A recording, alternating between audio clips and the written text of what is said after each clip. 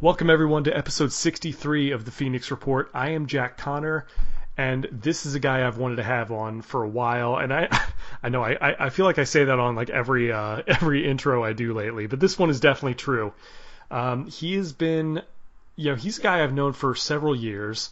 He was the drummer for a band called Stone Riot, and he and I met years ago when Stone Riot, who were from Birmingham, Alabama originally, and I think are still based in the area. He was the drummer for that band, and they had met when he came down to Melbourne when we played a place called the Boondocks, and it's not there anymore.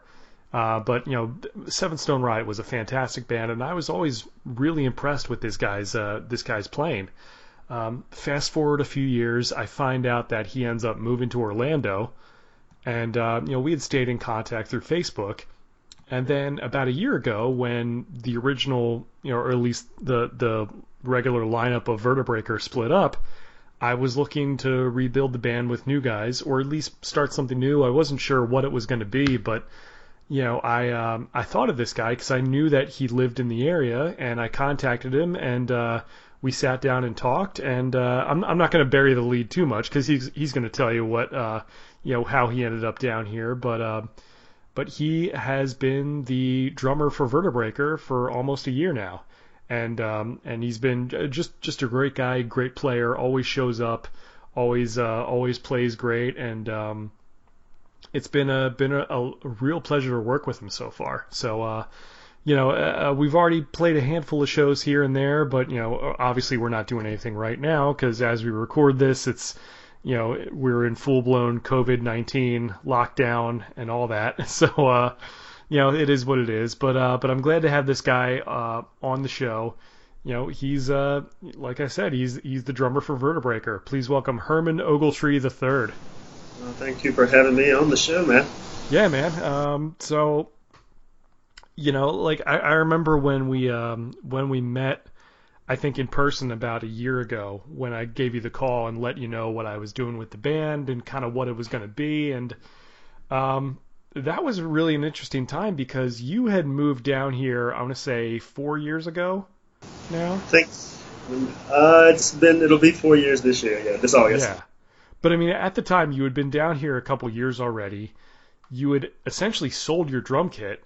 When you and your wife moved down here, was there ever a plan thinking like, okay, I know eventually I want to play in bands again, or did that thought ever cross your mind? It did. In fact, before I left the guys in Seven Stone, I said I'd eventually get back into music. I had no timeline of when things would happen. I would just let them happen and see, I guess where that timeline led me with the business. So the business ended up shutting down, and so you gave me a call. So I had no drum set, so I had to get everything back together and build me up something, and still working on it, and here we are today. Yeah, because I remember when you had moved down originally, you had started your own moving company?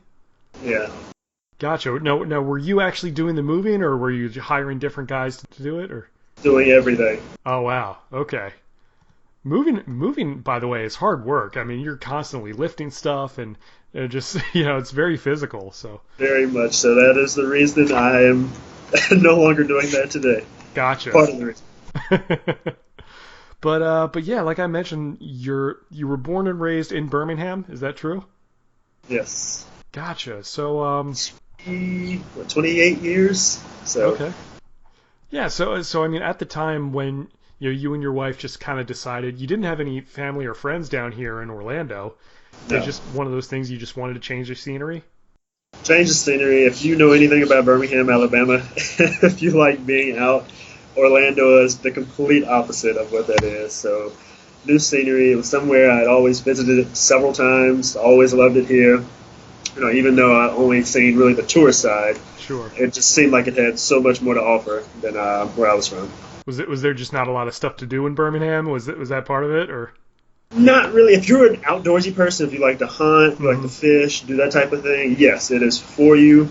I myself am a big city person, even though I'm not from the big city. Right, I just always was attracted to that life. So yeah, I know what you mean. Getting out and doing something. Yeah, just always having different places to go if you want, nightlife, what have you. But yeah, it was just one of those strange things because I remember when your old band and my old band ended up playing that show, and I remember being impressed by by your playing. I don't remember if we talked that much that night, but I think it was just kind of a general thing, just saying like, oh hey, how you doing, good job and whatnot. And I think I remembered you mainly just because you had just because your name, Herman Ogletree III, I thought like, man, that's just such a unique name, and that's probably why I ended up adding you on Facebook and whatnot, just because I remembered like, oh yeah, he's the guy from Seven Stone. But I'm glad we were able to connect when we did, and just when I was looking for drummers, you were one of the first guys I thought of. And because I wasn't sure if you were playing with anybody, it just kind of worked out the way it was, and obviously we're still playing together, so it ended up being a pretty good fit. What do you remember most about that night where we had that show together? Because I think there were a few. I'm trying to remember who the other bands were on that bill. I think there was a band from Denmark who was playing. I couldn't tell you who all was on the bill. I specifically remembered you guys. I think you closed the show out, if I recall. Yeah. You guys headliner. I remember the place was completely different than anything I was used to. It's kind of a dark setting. Mm-hmm. Everybody was actually really paying attention and watching the bands, and that was really nice to see, because a lot of times, in Birmingham, people just show up, drink, or nobody shows up, and you're just kind of playing to, the walls. Gotcha. I just remember being so happy that it was actually successful. Yeah.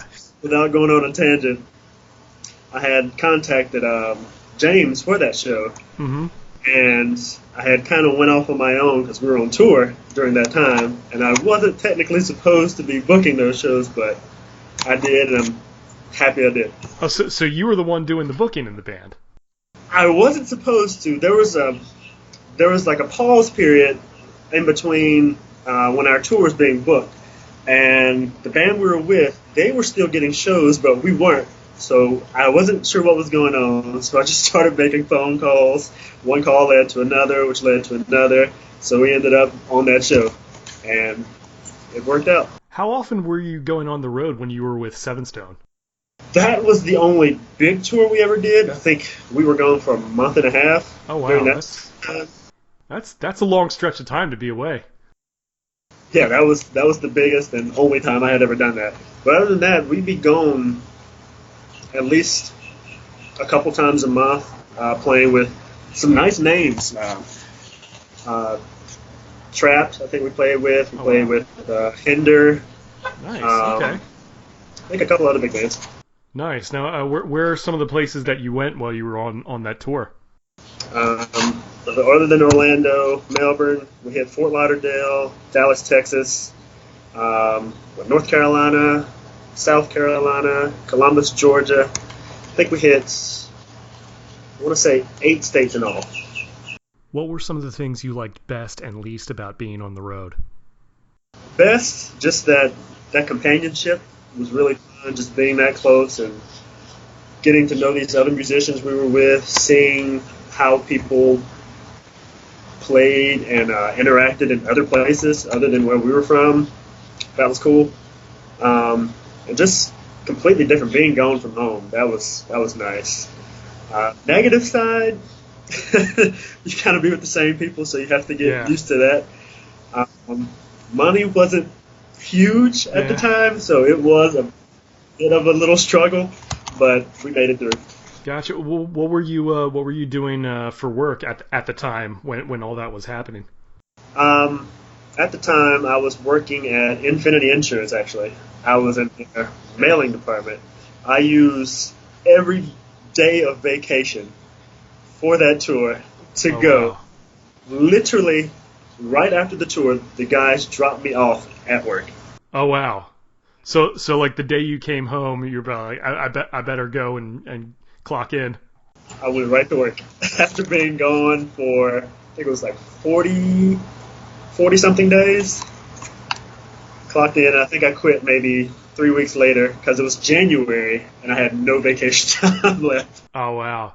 That reminds me a lot of because I only did like one sort of extended tour with like the first band I was in when I was in college, and we only did like 10 days though. But like I remember the day I came back, I had I had like my first day of classes. So it's like the day we came back, I went like I think my mom and dad picked me up from wherever the van dropped off, and like I went right to class that day, so I wouldn't miss the first day of classes and wouldn't get like dropped and whatnot. So it's but that must have been an interesting day at work. I don't remember much about it. I had too much on my mind, so. So I mean, obviously you mentioned you wanted to get sort of a change of scenery, and I know that Seven Stone is still going right now. They're still doing stuff. Was that a hard decision for you as far as like, oh man, I would love to move to this new place, but that means I have to give up my band, and like what kind of led to that decision? Was there a particular event? Well, I knew I definitely wanted to get away. Even if I wasn't going to pursue the business, I wanted to move. And my initial thinking was to get them to come down with us. Because at the same time, we were all working together at one point. They were moving as well, so they had the same experience in what I'd be moving here to do. So it would have been perfect. We could have our band here, get more exposure here, and all work together on this thing that was ours. But didn't really work out in their favor. I know a couple of the guys, they had just had kids. One was about to get married, so had to make the decision to either stay there or go ahead and follow what I wanted to really do. Gotcha. Like I said, Seven Stone is still out there. They're still doing stuff, and we can certainly plug all their social media towards the end. How surprised were you when you ended up getting that call from me, and kind of when I told you sort of what was going on with Vertebreaker, and was there any like apprehension in your mind when I kind of explained to you what the deal was? I was excited, definitely. I didn't know how I was going to, I guess, what I was going to bring to the table because I had nothing. I hadn't played in years. But yeah, definitely excited when I got that call from you. As you can see, I jumped on pretty much immediately. You know, the thing I was most nervous about when I was like calling people and trying people out, and I still kind of get that fear from other people who kind of understand that, okay, yeah, it's Vertebreaker, but this guy's the only member left. What happened to all the other guys? My biggest fear was people were going to think like, oh, well, this guy must be difficult to work with because the other guys all left. Like, this guy must be some sort of like diva lead singer, and I've always tried not to be that, and I was trying to be like, no, it's not a big dramatic thing. Those guys all just wanted to do other things, and at least I think it wasn't a bad thing. As far I haven't heard as much from the other guys, but I appreciate you sort of being open minded about that, because other guys might have been like, oh well, I mean, yeah, I'd be interested in playing, but I don't want to like.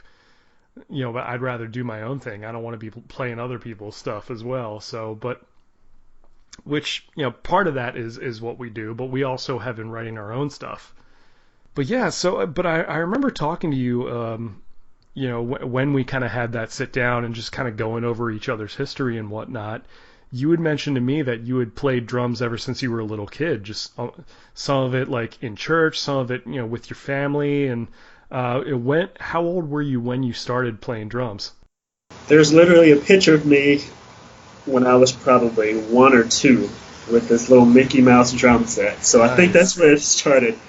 But as far as actually pursuing playing, I'd say it probably started in church.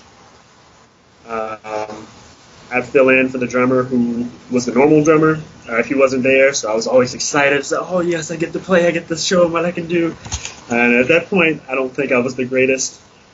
And then once I got into, I think middle school, going into high school, I was reintroduced to an old, say, friend from elementary school, and he introduced me to rock music. Really, I think. Yeah. Creed and Linkin Park were the first actual big rock bands I was introduced to. From then on, That was my first band I joined, which is Into Never. And then we went off to do a little side project, and then the rest is history. It's funny how something about that particular age, like for me, it was age 13 when I really started getting into music or like wanting to be a musician. Like I always liked rock music growing up, but I didn't really think that's something I can do until I turned around 13. So it sounds like you're kind of around the same age. When you were growing up playing, like as a kid in church, was there any other particular kind of music that you really were digging or really wanted to do? Or, I mean, I imagine in church you have a lot of gospel and you know, contemporary Christian and that sort of thing. And I mean, I'm Catholic, so like we didn't have as many, like, you know, the stuff we were playing in church didn't have much of a beat to it, unfortunately. Well, growing up with my dad listened to a lot of old school R&B, Temptations, Cameo, Kool and the Gang.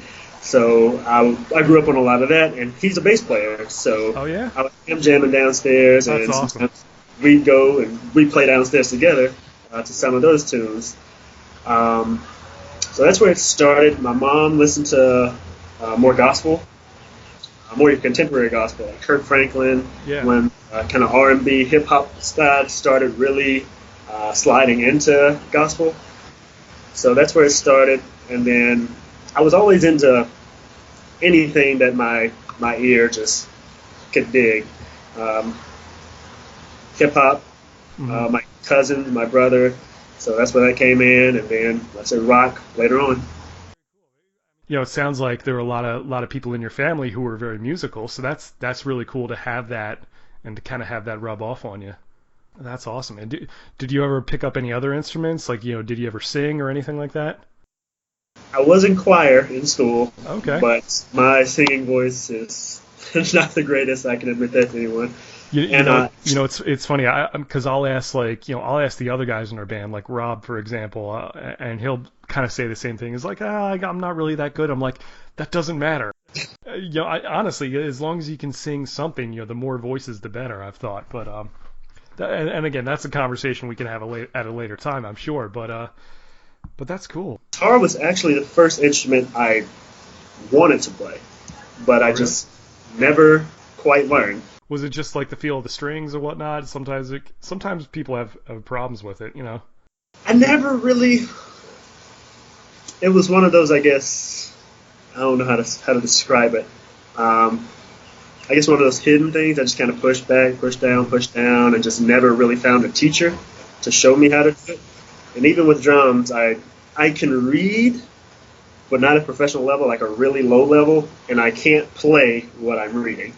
Yeah, sight reading was always a tough thing for me. I know, because I think when I was like 10 years old, I started playing cello in like orchestra and stuff, and then when I was 13, I started playing bass, and like I can read a little bit here and there, but like it was always tough. Like some guys can just like sight read like they're reading a book, you know, those like music majors, and I just couldn't do that. And I imagine those guys make great session players as well, but it's just always tough for me. For me, it's just like playing by ear. Like I can listen to something and be like, okay, I can kind of pick that out.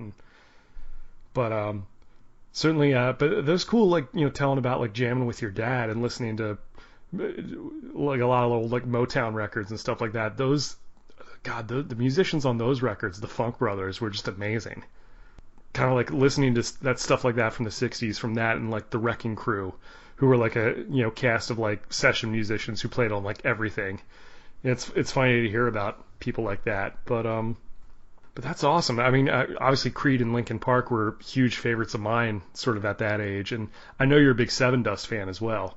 Very, very huge. So I know you've told me before that Morgan Rose is one of your favorite players, one of your favorite drummers. Are there any other like particular drummers out there that you take like a strong influence from? Morgan is number one. Actually, I would say Rob Rivera of Nonpoint. Okay. Scott Phillips, Yeah, Creed, and Flip. Alter Bridge. Yeah. And actually, our first Edie Beatty, was it Edie Beatty? Birthday. Seven Yeah. Dust, Seven Dust, Non-Point, and Alter Bridge all played together, and it was just, oh my goodness, it blew my mind to see all three of my favorite drummers just right there on the same stage. That was the first one you went to? Yes. Nice. So when was Seven Stone Riot sort of like the first like band that you played with? Oh, definitely not. That was actually the fourth band of mine. Okay. First band was actually Into Never. It was, I think we got together middle school / high school. Played some good shows. Didn't get out of Alabama too much, but made a nice name for ourselves. After that, me and the guitarist started a side project, Understatement. That didn't last too long. And then I moved from there to a band called Caliber Session, which is also Birmingham based. And with each band, we kind of ramped up a little bit. And then from Caliber Session, some things fell apart. And then that's when I got the call, which was similar to how we met. Mm-hmm. Caliber Session, I actually played with the guys at Seven Stone Riot. And afterwards, Reed gave me a call saying, "Hey, man, we're looking for a drummer. Are you interested?" By this time, things with Caliber Session were kind of cooling down and starting to kind of fall apart. So I accepted the offer. Oh, that's cool. So, your first band, was that, when did that happen originally? Was that like in high school or did that come later? Or? I think it started, it was about around middle school or maybe around 7th, 8th grade. So we first got together. And then it just continued through high school. So this was about 2002 for me, I guess. Yeah. So I know you mentioned earlier that that the music scene in Birmingham was a little bit different than here in Central Florida. Was it originally tough to to get booked, or how were some of those early gigs as far as like kind of getting established in that area? It's actually not just getting established. It could hit or miss on any night. We've played with big bands in Birmingham, and it was an empty show. I think with Caliber Session, we actually played with Empire one day, and there was nobody there. But it's one promotion, and Birmingham is a city, they really like to stick with what they know. Mm-hmm. So cover bands, if you're in a cover band, you have a great opportunity of being big in the city. Original music doesn't get to really stand on a higher ground as cover bands. Yeah, I mean, I feel like that's kind of the case everywhere. But I'd always I have when I was in high school, I had my band teacher was from. He wasn't from Birmingham, but he was, I forget where in Alabama he was from, but he would say, when he was younger, he would try to like go out, to like different bars. And I guess maybe because it was like the Bible Belt or whatever, like or whatever it was. So it was just really hard to like get to like go out and play gigs. So I don't know if that was the case, growing up in Birmingham, but I do find it interesting. My wife's best friend actually lives in the Birmingham area. So I've been there before, but haven't really spent like a ton of time in that part of it. So I was always curious about it. You're not missing a ton. I do like that in the short time that we've been playing together, that we have managed to get booked, and we've played a few shows already, especially before COVID-19 hit. I think we've had a pretty good experience so far, playing shows at in mainly in the Brevard County area, which is like kind of where we met originally. It's sort of Palm Bay and Melbourne and Cocoa Beach, and which is where we've played so far. We haven't, played together in Orlando yet. I know, there are places like the Haven that we were going to play, this month. As we record this, by the way, it's April of 2020. So just for a little bit of context, but we were booked for a show on April 25th. That obviously isn't going to happen, but I do think there is a pretty strong community here of Central Florida musicians, because it's like I find myself going to a lot of different shows and people will recognize me, and sometimes it'll be weird, but like, oh, what's up, Jack? And I won't even remember who that person is, but maybe they just know me from being in the bands or whatever. So I think as as we kind of go along with this new version of Vertebreaker, I think more people are going to get familiar with us, and I've already certainly heard quite a few good reviews, directed towards your way. So as far as what you've been bringing to it, as far as and I've even noticed, like, like the way you play during our live shows, it'll even be different than during practice. Because I know during practice you're a pretty reserved guy even with your playing, but like when we go on stage, like I can really hear it when you cut loose. I'll be singing, I'll be turning back. I was like, oh wow, that's an interesting thing that he did with that, but I like it. Is that something you find in terms of like sort of losing inhibitions when you go on stage? Do you find yourself kind of going into that sort of second gear, like a switch flips in your brain? Definitely yes, and it's definitely feeding off the energy of other people as well, including the fellow musicians that are on stage with me. Mm-hmm. But just really trying to do something that not a lot of people do. I know a lot of drummers, we headbang and do different things, but just have fun, cut loose. I know a lot of people actually used to call me the Animal. Like Animal from the Muppets? Yeah, from the Muppets. Perfect. And I like that, which is one of the reasons I like Rob Rivera. He actually has a little animal doll on his drum set when he plays. It's perfect. I think all drummers identify with Animal at one point or another. But it's just fun to just really cut loose. Anything you have inside, just let it all out right there. And unfortunately, I've had to spend a lot of money in replacing equipment because of that. Yeah. Hitting hard. From the time that we've been playing together, I noticed that you definitely know when to play and when not to play, which I think is a really important thing for a drummer to know, especially depending on the type of song. Do you ever get restless whenever we're playing like sort of a slower part that really isn't as busy, that just kind of requires you to lay back and keep the beat, or do you like to push it a little bit more? Or I don't know what your approach is as far as like listening to certain parts of the song. I like intensity. I try to break a song down as far as writing a song. I try to break it down as far as, okay, this part will be good, just good sound. This part will be good, a good crowd reaction. This part will probably be good to just kind of rest and take a break and just kind of chill and have a mellow moment. So I try to take all that into consideration as well. That's awesome. That's awesome. And one thing that always kind of struck out to me when we first started talking is that I think you asked me, is like, hey, I know you do a lot of hard rock stuff, but is that the only thing you like? Which I thought that was a great question, because I definitely don't want us to necessarily be stuck in one particular box where it's like, this is how Vertebreaker has to sound, and if you go do something else with it, then that's unacceptable. I've always really enjoyed bands, throughout the years who have taken chances with their material and experimented with different sounds. And that's one thing I can say about you, is that you've always been very open to trying different things. And I'm sure as we continue to write stuff together, that'll be the case. Because I know for me, like a lot of the bands I grew up idolizing were like bands like the Beatles and Queen, and guys who just kind of did whatever they wanted to do, but still kept it in like a rock context. And I think there's a lot of room where we can go, a lot of different things we can do, and still being true to ourselves, I'd like to think. So you've been with the band for, I guess, almost a year now. It was about a year ago when we started talking and jamming a little bit. What are some of the things you'd like to see sort of the band accomplish, and or some of the things you'd like to see us do, whether it's like particular types of songs or particular types of gigs, or anything else you'd like to see us do together?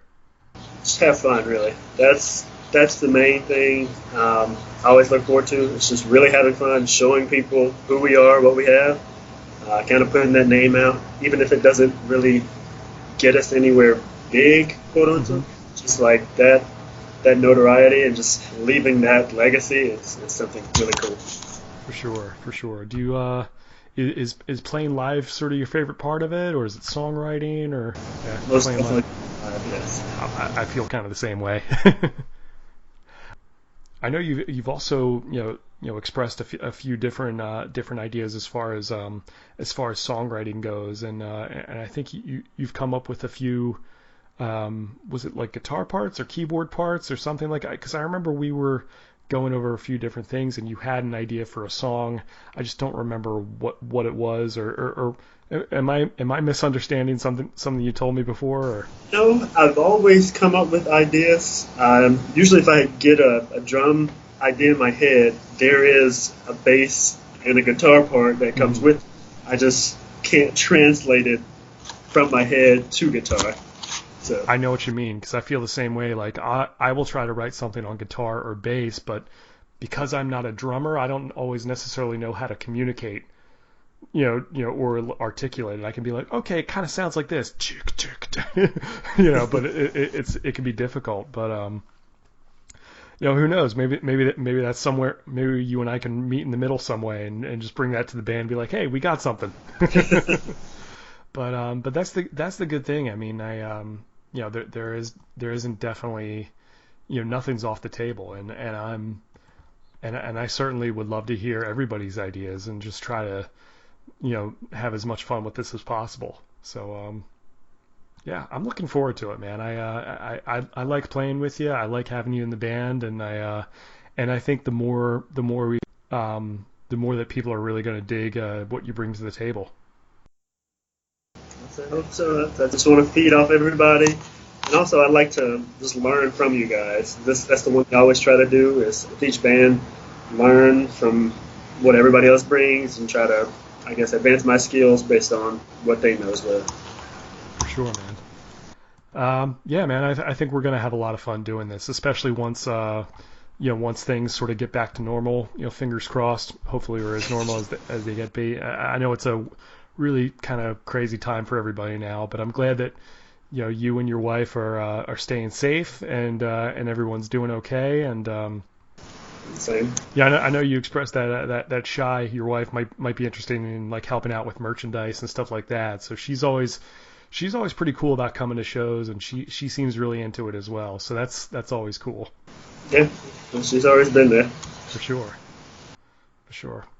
All right, man. Well, where can people find you online if you have like Twitter, Instagram, and stuff like that, or anything you want to share with folks? Let's see. Of course, my Facebook page is Herman Ogletree III. There's actually three of us. Well, Yeah. two now. My Instagram is actually debug16 Delta Echo Bravo Ultra Gamma There you go. 16. I like it. Very cool, man. Well, thanks for TikTok, no Twitter. no TikTok.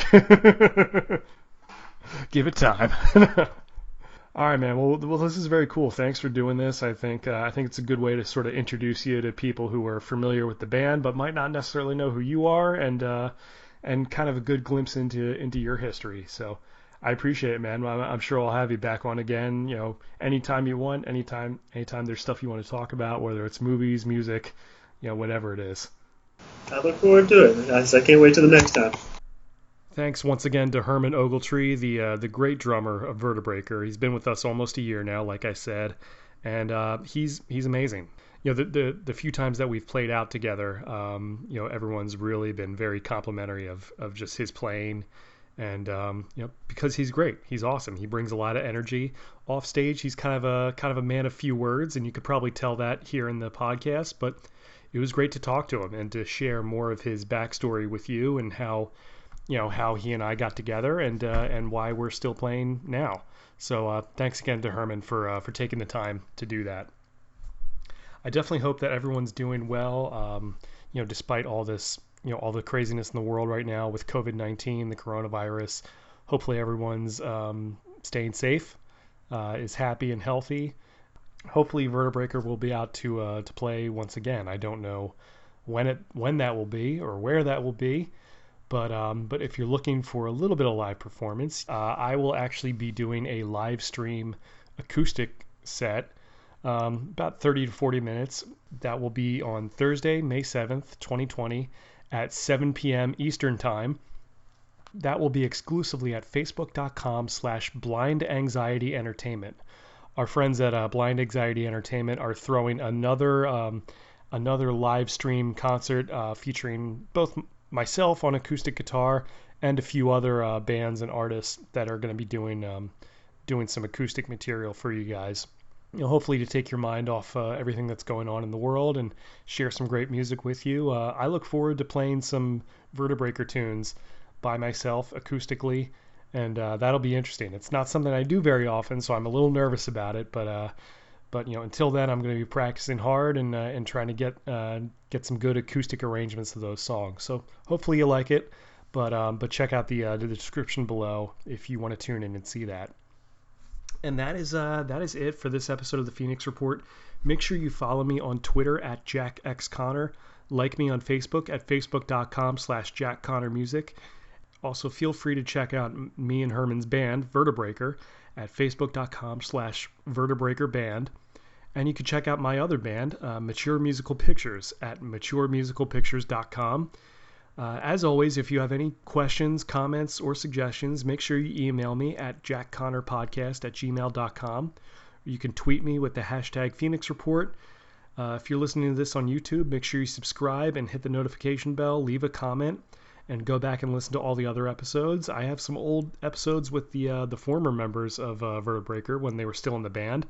I'll probably put together a playlist of that and include this one since Herman is now in the band.